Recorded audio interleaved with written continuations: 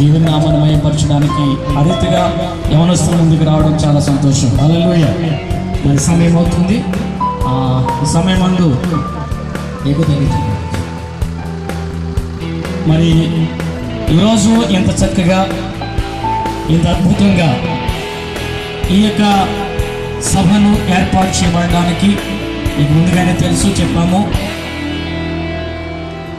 ప్రియులు మా యొక్క మరి బావగారు, అలాగే మా యొక్క సోదరి మరి చెల్లి ఎస్టర్ గారు, మరి వారిద్దరూ కూడా దేవుని యొక్క సన్నిధిలో మరింతగానో పట్ల స్థలాల్లో ఈ రీతిగా దేవుని నామాన్ని మహిమపరచడానికి వారి ద్వారా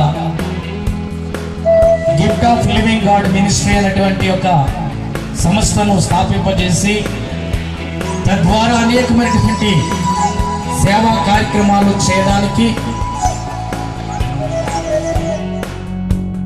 ప్రభు సహాయం చేశారు. అందుకే మనందరూ కూడా, మన ప్రాంత ప్రజలందరూ కూడా ధన్యులని నేను ప్రభునామాన్ని బట్టి తెలియజేస్తున్నాను. ఎందుకంటే వారు సాక్ష్యం చెప్తారు.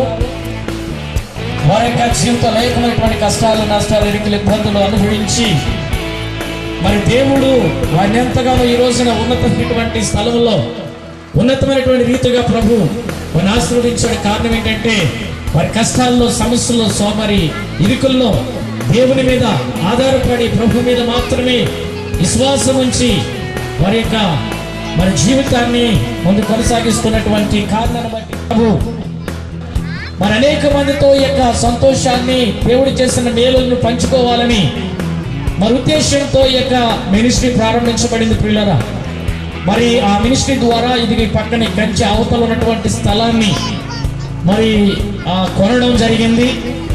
మరి ఈ స్థలంలో దేవుని చిత్తం అయితే మరి మునుముందు భవిష్యత్తులో దేవుడు అద్భుత కార్యాలు చేయాలని వచ్చిన మీరందరూ కూడా ప్రార్థన చేయాలని మనం చేస్తున్నాను. అక్కడ జరిగినట్లయితే మన మొసలిపల్లి ప్రాంత ప్రజలందరూ ఈ యొక్క సందర్భాన్ని బట్టి మీకు తెలియజేస్తున్నారు. ప్రియులారా, ఇది కేవలం ఏదో మరి సంపాదన కోసమో లేక మరొక విషయం కోసం కాదు, కానీ వారు సంపాదించిన దాన్ని 10 మందితో పంచుకోవాలనేటువంటి ఒక మంచి ఉద్దేశంతో.